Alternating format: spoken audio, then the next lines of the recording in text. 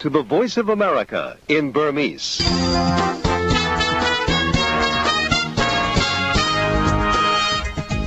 Binglamane Kima, Kanya, Dora Shimya, Jamaro Mujava Yela, General Washington Muro, VOA Megan Ma, the Tongaguni, Ogula Nesatunye, Yanganimepe, Season Rego, Yamasanoji Mene, Chona Ima, Chona Gueti, Dainomida Sako, Nesanga, Donzetine, Lisa Gurugani, Satin and Rinivabi. Dora Shimya, Kanya, Dora Shimya Hamija Ome Soye, Asura 2 and the Quelandara, Tani Pidwagabi, Rabi Medugo Dinati, Mimia Duri, Shini Java. Do you know view the Rena Urani Yinga, Kulo View go dream people Taware, Kanya?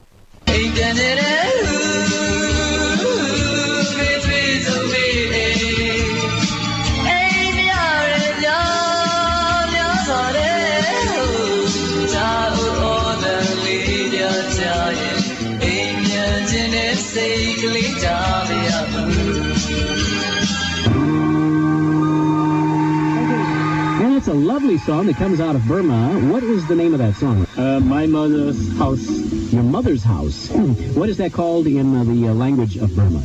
Amazing. And the artist who's performing the song? Yep. What's the name? He wrote by himself, singer as well as composer. So his name is Tu Ain Thin. Tu Ain Thin. Yep. Oh, well, I am not too thin.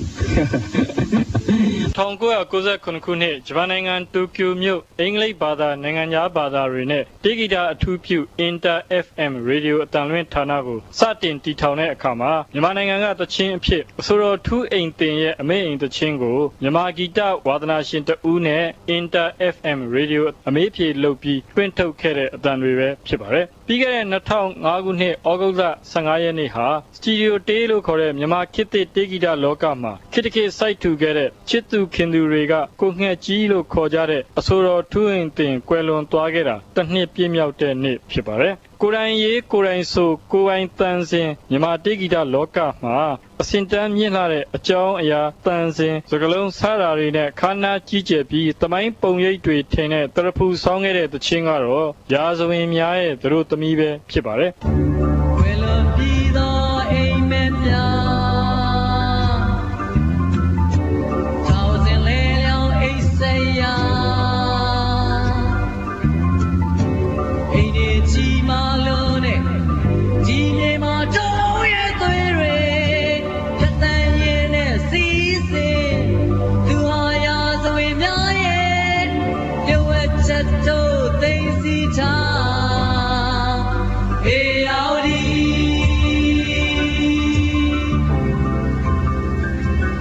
မြန်မာပြည်ရဲ့ပင်မရေစီးဖြစ်တဲ့ AR မြစ်ကြီးကိုရေးဖွဲ့တည်ဆိုတဲ့အခါမှာအဓိပ္ပာယ်တွေများစွာယူလို့ရတဲ့သချင်းအဖြစ်အားလုံးကအတိအမှတ်ပြုခဲ့ကြပါတယ်1994ခုနှစ်ဂျပန်နိုင်ငံဖူကူအိုကာအာရှတေးဂီတပွဲတော်မှာ Iron Cross နဲ့လာရောက်တည်ဆိုဖျော်ဖြေခဲ့တဲ့အဆိုတော်ကိုလေးဖြူကထူးအိမ်တင်ရဲ့ခွင့်ပြုချက်နဲ့ဒီသချင်းဆိုပြစ်ပုံကိုပြောပြတာကတော့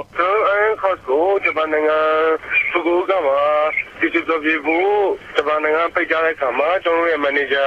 ကိုလွေကဘယ်လိုမျိုးတချင်းမျိုးဘယ်နှပုတ်တီဆိုရမလဲဘယ်နှမျိုးတချင်းမျိုးလိုချင်ပါတယ်လဲလို့နေတဲ့အခါမှာကိုလွေကဒီညာစင်မြတ်တဲ့သမီးကို propose လုပ်တဲ့အခါမှာသူတို့ကစာသားအတိတ်ပဲကိုဂျပန်လိုပြန်ပြီးတော့သူတို့ချက်တဲ့အတွက်အဲ့ဒီချင်းကိုဆိုဖြစ်သွားတာပေါ့အခုရက်ပိုင်းတွင်ရန်ကုန်မြို့မှာချစ်ချင်းအားဖြင့်ဆိုတဲ့ထူးအိမ်တင်အမှတ်တရ album ထွက်ရှိလာခဲ့ပါတယ်အဆိုတော်ကိုလေးဖြူက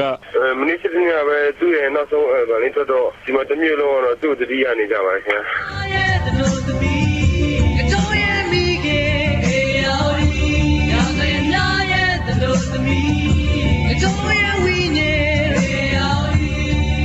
1999ခုနှစ်မှာစာရေးဆရာမဂျူးရဲ့မြရဲ့လဝိထုကိုအတန်တွဲဝိထုအဖြစ်ထုတ်ဝေတဲ့အခါဝိထုဖတ်သူဟာထူးအိမ်တင်ပဲဖြစ်ပါတယ်။ညနေကျွန်တော်ဒီနှစ်သက်မှုတော်တော်များများရင်ဆန့်ကျင်ဘက်ဖြစ်နေခဲ့သည်။နောက်ပြီးများတို့မျိုးမှာထောင်မရှိဘူးကိုရဲ့ရဲစခန်းတော့ရှိတယ်။အချုပ်ခန်းသေးသေးလေးရှိတယ်။ကျွန်တော်ရည်မိပြီ။အဲ့ဒါတခိုးတမျှမရှိဘူးလို့ကြွားနေတာလားမြရဲ့။များတို့မျိုးမှာမရှိပေမဲ့များတို့စီကလူစိုးလူကောက်တွေကိုတခြားမျိုးမှာရှိတဲ့ထောင်ကိုပို့ပေးနေတာဟုတ်မဟုတ်ဘူးအဲ့လိုဆိုလိုချင်တာမဟုတ်ပါဘူးများတို့မျိုးမှာထောင်ကအရင်မကြည့်ဘူးအဲ့ဒါကိုပြောမလို့ ညီရင်းကိုကျော်မြင့်လွင်ဖြစ်တဲ့ထွေးရင်တင်ဟာမော်လမြိုင်ပသိမ်ကောလိပ်တွေမှာကျောင်းတက်ခဲ့ပြီးသူ့ရဲ့ပထမဆုံး series နိုင်ဘော်ကမျက်ရည်စက်များကိုထုတ်တဲ့အခါအခုခေတ်လိုရုပ်မြင်တန်ကြားကနေကြော်ညာနိုင်တာမဟုတ်ပဲကိုယ့်အခွေလေးတွေနဲ့မြမပြည်အနှံ့ကမျိုးကြီးတချို့ကိုတွားလူစီကားတဲ့လက်ဖက်ရည်ဆိုင်တွေမှာသူ့ရဲ့အခွေလေးကိုဖွင့်ပေးဖို့မြစ်တာရက်ခံလက်ဖက်ရည်ဆိုင်ပရိသတ်ရဲ့ဝေဖန်သံကိုနားဆွင့်အဲ့ဒီသူတွေနဲ့ပြောဆိုဆွေးနွေးအဲ့ဒီမျိုးကတေးသံသွင်းဆိုင်တွေကိုချင်းကပ်မိမိအခွေကိုမိမိကမိမိကြော်ညာတစ်မျိုးပြီးတစ်မျိုးခရီးဆက်ပြီးအဲ့ဒီနီးနဲ့နိုင်ဘော်ကမျက်ရည်စက်များအခွေကိုထုတ်ခဲ့ရတာဖြစ်ပါတယ်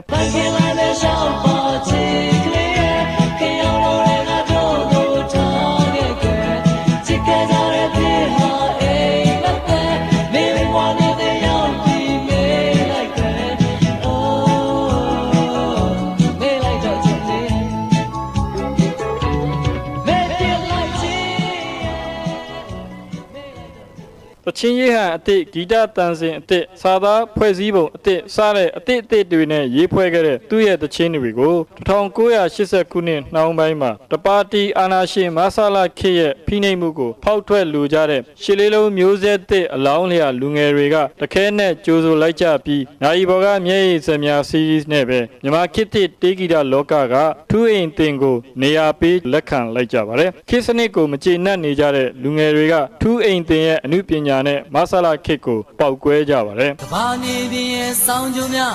တင်စသိန်းခါတီးခတ်ပြတာယာနာပြောမြစ်စီမရှာဖွေကြစို့လမ်းတွေမန်တွေဂုံတွေတင်းမလားအရာရာကိုလျှော်ပေးသွားမလားနေပုံမပါတဲ့တို့ရဲ့ဘဝရှာဖွေကြစို့လမ်းတွေလဲလန်းလန်းမဲ့အစုံများလွတ်အောင်သွားကြစို့နော်လဲလန်းလန်းမဲ့နေဆွေသွားစို့နော်အဲ့ဒီခေတ်ကအဆိုတော်တွေတေးစီတစ်ခုထုတ်ရင် policy တချင်းလို့ခေါ်ကြတဲ့အကျိုးပြုတေးတစ်ပုတ်နှစ်ပုတ်ထည့်ဆိုရပါတယ်မဆလာအာနာပိုင်တွေရဲ့အမိန့်ညွှန်ကြားချက်ကိုမလွန်ဆန်နိုင်တဲ့တေးရည်သူအဆိုတော်မှန်သမျှအဲ့ဒီအကျိုးပြုတေးဆိုတာကိုအဖြစ်တော့ရေးဆိုပြီး series ထုတ်ခဲ့ကြရတာဖြစ်ပါတယ်ဒါပေမဲ့ထူးအိမ်တင်သူမလွန်ဆန်နိုင်တဲ့အကျိုးပြုတေးကိုကိုယ်တိုင်ရေးကိုယ်တိုင်ဆိုတဲ့အခါအနုပညာပြောင်မြောက်လွန်းလို့ policy တချင်းဆိုတာကိုလူတိုင်းကမေ့သွားကြပြီးအနုပညာတချင်းအမှတ်နဲ့ပဲလက်ခံထားလိုက်တဲ့အထိအောင်မြင်ခဲ့ပါတယ်ခေတ်ပညာသားကျောင်းဆရာဝန်တွေကိုလူထုကိုအကျိုးပြုဖို့ထူးအိမ်တင်ဆိုလိုက်တာကတော့ကျင်းလက်ကဆရာတငယ်ချင်းရဲ့ကောင်းလို့ဒီတဝေချုံညောင်းနဲ့အားလုံးရတာဝန်တွေထမ်းဆောင်နဲ့မင်းတက်တူကိုယူလိုက်ပါတယ်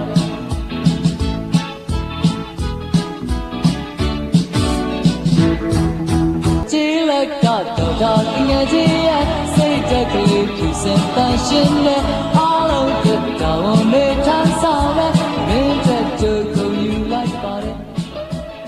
ဒီလိုနဲ့1988ရှစ်လေးလုံးလူထုအရေးတော်ပုံလှုပ်ရှားမှုကြီးဖြစ်ပေါ်လာတဲ့အခါမှာမိမိရဲ့အောင်မြင်ကြော်ကြားနေတဲ့အဆိုတော်ဘဝကိုထားရစ်ခဲ့ပြီးနိုင်ငံရေးဆိုတာတဲ့စနစ်တစ်ခုပြောင်းဖို့လုပ်တဲ့တော်လှန်ရေးဆိုတာကိုပုံမစိတ်ဝင်စားတဲ့ထူးအိမ်တင်ဟာတော်လှန်ရေးရင်တွင်ကိုရောက်ခဲ့ပါတယ်မြန်မာနိုင်ငံလုံးဆိုင်ရာចောင်းသားများဒီမိုကရက်တစ်တပ်ဦး ABSDF နဲ့ထူးအိမ်တင်လက်တွဲခဲ့ပါတယ်လူပညာသမားထူးအိမ်တင်အမေကိုတိတ်ချစ်တဲ့အမေကိုတိတ်လွမ်းတဲ့ထူးအိမ်တင်ဟာ1989ခုနှစ်မှာတော်လန်ရေးကနေအားလုံးကိုခွင့်ပန်ပြီးအနုပညာလောကကိုပြန်သွားခဲ့ပြီမဲ့တော်လန်ရေးအတွက်သူရေးဆက်ထားရခဲ့တဲ့တခြင်းကတော့ရေးချီပြီးညီနာပေါင်းလို့တွေ့စီကညီတဲ့ညီကြဆုံးဘာတို့ရဲ့သမိုင်းတစ်ခေတ်ကိုငါတို့တွေ့နေရေးခဲ့ပြီတွေ့သစ္စာလည်းပြုခဲ့ပြီနိုင်ငံတော်တဲ့ဆိုတဲ့ကိုလည်းပါမကြည့်တဲ့တဲ့ကိုတော့ရဲ့ရဲ့ရှိကိုရှိလောလာခွင့်နဲ့ရဲ့ရဲ့တိုင်းကြီးဆုံးတဲ့ကွယ်ငါတို့တွေ့ရပြီအဲ့ဒီအရေးကြီးပြီဆိုတဲ့တခြင်းနဲ့ပတ်သက်ပြီးထူးအိမ်တင်နဲ့တူတော်ခိုခဲ့တဲ့ဆိုတော့ကိုမောင်ပြောပြတာကကျွန်တော်တို့မဲတလီစခန်းမှာကျွန်တော်ခန်းနေခန်းနဲ့အိတ်ကြတယ်ကျွန်တော်နေမကောင်းဘူးတော့ကကျွန်တော်ငှက်ဖျားပြီးသူနေကောင်းသေးတယ်တညကျတော့ကျွန်တော်အိတ်နေချိန်မှာကျွန်တော်ဘေးမှာသူဖျောင်းနေတဲ့တိုင်းနဲ့တညတကုတ်လုံးလာမမတော့ကျွန်တော်မသိလိုက်ဘူးမနေ့နိုးတော့မှကျွန်တော်ပြောပြသူညတချင်းတဲ့ပုံလောက်ထားတယ်ပေါ့ဆိုပြီးတော့အဲ့ဒီချင်းကိုဆိုပြတယ်ကျွန်တော်ပြောကောင်းတယ်ပေါ့ဒါပေမဲ့နောက်ပိုင်းတော့သူပြန်သွားတယ်ပေါ့ကျွန်တော်တို့လည်းချက်ချင်းမသိပြပါဘူးတချင်းကိုကျွန်တော်1992ခုနှစ်မှာသိပြတာပေါ့အဲ့ဒီတချင်းအဲ့ဒီအရေးကြီးပြီးတချင်းနဲ့ပတ်သက်တဲ့ကိုထုံးရင်တဲ့ကျွန်တော်နဲ့ဆက်ဆက်မှုလေးပေါ့အဲ့ဒါတော့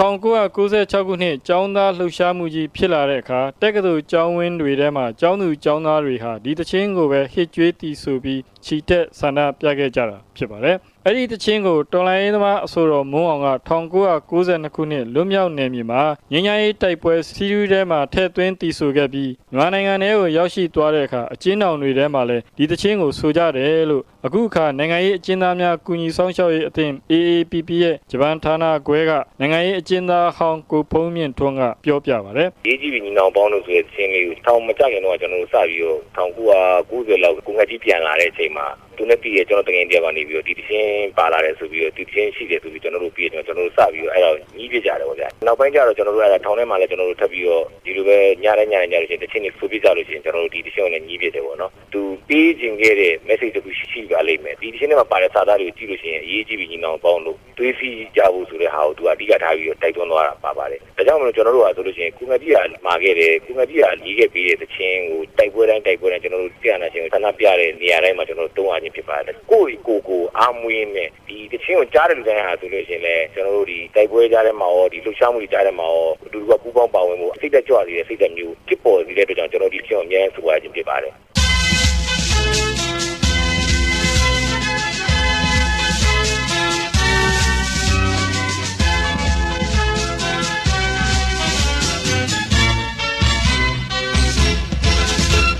လွတ်လပ်ခွင့်နဲ့ငြိမ်းချမ်းရေးအတွက်ဘာလုပ်ရမလဲဆိုတာကိုပြောပြသွားတဲ့ထူးအိမ်တင်တယောက်ကောင်းရာသူဂရိလာပါစေလို့ဆုတောင်းလိုက်ပါတယ်